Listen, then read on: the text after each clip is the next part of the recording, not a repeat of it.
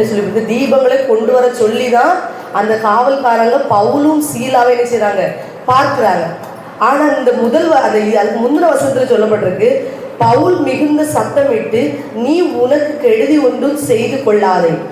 அப்ப அவனுக்கு கண்ணு இருக்குல்ல, எப்படி தெரிஞ்சிருக்கும்?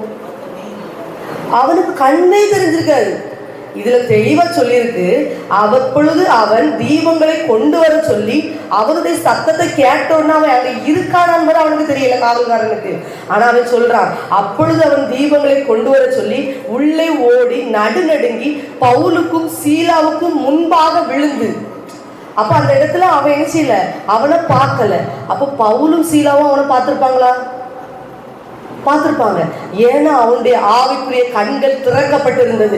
நம்ம இருளுக்குள்ள இருந்தாலும், ஒருவேளை நம்மளை சுற்றிலும் அநேக இருள்கள் இருக்கலாம், ஆனா நம்ம இருக்கிற இடத்துல வெளிச்சம் இருக்கணும். நம்ம கண்கள், ஆவிக்குரிய கண்கள் எப்பொழுது திறந்திருக்கணும், எப்பொழுது அவரோடு உள்ள உறவு பலப்படணும். அந்த இடத்துல அதனால சொல்லப்பட்டிருக்கு, அவை தன்னை மாண்டு கொள்ள, அது 27வது வசனத்துல, பட்டயத்தை உருவி தன்னை கொலை செய்து கொள்ள போனான். பட்டயத்தை உருவி கொலை செய்ய போனது அவன் பார்க்கல. ஆனா பவுலும் சீலாவுடைய ஆவிக்குரிய கண்கள் திறக்கப்பட்டதுனால பவுல் சத்தமிட்டு சொல்றாரு, நீ உனக்கு கெடுதி ஒன்றும் செய்து கொள்ளாதே, நாங்கள் எல்லாரும் இங்கதான் இருக்கிறோம். அப்போ அவனுடைய ஆவிக்குரிய கண்கள் திறக்கப்பட்டது. கண்கள்ல ஒரு வெளிச்சம் இருந்தது, அவனை சுற்றிலும் ஒரு ஒளி பிரகாசித்து கொண்டிருந்தது. அந்த இடத்துல நம்ம நினைச்ச முடியும், பார்க்க முடிகிறது. அப்போ அங்கிருந்த காவல்காரங்களுக்குள்ள ஒரு நல்ல ஒரு தெளிவு.